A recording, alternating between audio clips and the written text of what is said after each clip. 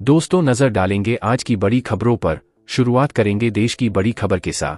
आज की पहली बड़ी खबर है कि भारत के पीएम नरेंद्र मोदी ने ब्रिक्स की भूमिका की सराहना करते हुए कहा कि भारत जंग नहीं, बातचीत का समर्थक है। उन्होंने कहा कि ब्रिक्स 5 नए सदस्यों को शामिल करने के बाद समूह $30 ट्रिलियन से बड़ी अर्थव्यवस्था बन गया है, जो दुनिया की 40% मानवता और दुनिया की अर्थव्यवस्था का 30% प्रतिनिधित्व करता है। पीएम मोदी ने बुधवार को ब्रिक्स नेताओं के शिखर सम्मेलन को संबोधित करते हुए कहा, अपने नए रूप में ब्रिक्स $30 ट्रिलियन से बड़ी अर्थव्यवस्था। ब्रिक्स बिजनेस काउंसिल और ब्रिक्स महिला बिजनेस अलायंस ने वैश्वीकरण के साथ ही हमारे आर्थिक सहयोग को बढ़ाने में विशेष भूमिका निभाई। इससे सतत विकास, सस्टेनेबल डेवलपमेंट के मार्ग खुलेंगे। इस साल ब्रिक्स के भीतर WTO सुधारों, कृषि में व्यापार सुविधा, लचीलापन, आपूर्ति श्रृंखला, ई-कॉमर्स और विशेष आर्थिक क्षेत्रों पर बनी आम सहमति हमारे आर्थिक सहयोग को मजबूत करेगी। सरकारी अस्पतालों में भले ही लोगों निःशुल्क स्वास्थ्य सुविधाएं उपलब्ध कराई जाने की व्यवस्था की गई है, लेकिन स्वास्थ्य विभाग में चल रही लापरवाही की वजह से मरीजों को समय पर उपचार नहीं मिल पा रहा है, जिससे लोगों को परेशानी का सामना करना पड़ रहा है। हालात यह है कि कुछ अस्पतालों में डॉक्टर पदस्थ होने के बाद भी अपनी OPD में नहीं बैठ रहे हैं, जिसको लेकर ग्रामीणों ने कई बार जिला प्रशासन के अधिकारियों से शिकायत की, लेकिन किसी ने कोई ध्यान नहीं दिया गया है। इसकी बराना थर में प्राथमिक स्वास्थ्य केंद्र में डॉक्टर पदस्थ है, लेकिन पलेरा में सेवाएं दे रहे हैं। जतारा विकास खंड के जरुबा गांव में प्राथमिक स्वास्थ्य केंद्र में कोई डॉक्टर नहीं है।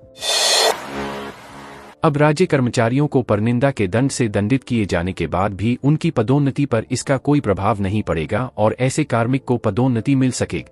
कार्मिक का 2 विभाग के शासन सचिव के पाठक की ओर से 22 अक्टूबर 1924 को जारी परिपत्र में सभी विभागाध्यक्षों को वर्ष 24 से 25 की नियमित DPC, जो अब तक नहीं हुई है, में इस नए प्रावधान को ध्यान में रखते हुए DPC आयोजित करने के निर्देश दिए गए हैं। हालांकि यदि पिछले वर्षों की DPC अब होती है तो पहले के प्रावधानों के अनुसार ही की जाएगी। अक्टूबर महीने में कई पर्व व त्योहार, इसके चलते स्कूलों में लगातार छुट्टी की घोषणा हो गई। इस बीच अब सरकार के खिलाफ हुए छत्तीसगढ़ शिक्षक संघर्ष मोर्चा ने सामूहिक अवकाश का ऐलान किया है। 24 अक्टूबर को शिक्षक बच्चों को पढ़ाना छोड़ अपनी मांगों को लेकर आंदोलन करेंगे। बता दें कि शिक्षक संघर्ष मोर्चा ने पुरानी पेंशन सहित 5 मांगों को लेकर सरकार से गुहार लगाई। 24 अक्टूबर को जिले के सभी शिक्षकों के लिए सामूहिक अवकाश लेकर धरना और रैली में शामिल होने का निर्णय लिया गया है। बैठक में शिक्षकों की विभिन्न समस्याओं और उनकी मांगों पर विस्तृत चर्चा की गई। छत्तीसगढ़ शिक्षक संघर्ष मोर्चा के जिला संचालक संतोष सिंह ने सभी शिक्षकों से आह्वान किया है कि वे इस आंदोलन में सक्रिय भागीदारी निभाएं। रेजिडेंट डॉक्टरों की हड़ताल को हाई कोर्ट की फटकार के बाद समाप्त कर दिया गया है। अदालत ने रेजिडेंट डॉक्टरों की मांगों पर सुनवाई के दौरान उनकी हड़ताल को अनुचित करार दिया और कहा कि यह समाधान नहीं है। जस्टिस समीर जैन ने जार्ड के अध्यक्ष को कहा कि उनकी मांगें हो सकती हैं, लेकिन हड़ताल इसका समाधान नहीं है। रेजिडेंट डॉक्टरों की हड़ताल के चलते चिकित्सा सेवाओं में गंभीर बाधा उत्पन्न हो गई। अब शाम को एक रेजिडेंट्स ने मीटिंग बुलाई गई है, जिसमें हड़ताल समाप्ति की औपचारिक घोषणा की जाएगी। डॉक्टर सियोल ने इस संबंध में जानकारी दी कि हड़ताल समाप्त हो चुकी है और मीटिंग में अंतिम औपचारिकता पूरी की जाएगी। राजस्थान में विधानसभा उपचुनाव 2024 के दौरान स्वतंत्र, निष्पक्ष और धनबल के प्रभाव रहित निर्वाचन प्रक्रिया सुनिश्चित करने के लिए मतदाताओं को लुभाने वाली अवैध नकदी, शराब, नशीले पदार्थ और अन्य अवैध सामग्री के वितरण पर कड़ी नजर रखी जा रही है। इस क्रम में 7 जिलों में बुधवार तक कुल 13.5 करोड़ रुपए से अधिक मूल्य की अवैध नकदी सहित अन्य सामग्री जब्त की गई।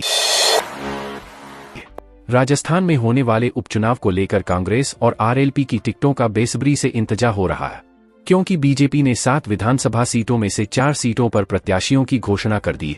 ऐसे में आज सबकी नजर नागौर सांसद हनुमान बेनीवाल के निवास पर विधानसभा उपचुनाव को लेकर समर्थकों के साथ हो रही मीटिंग पर भी टिकी है।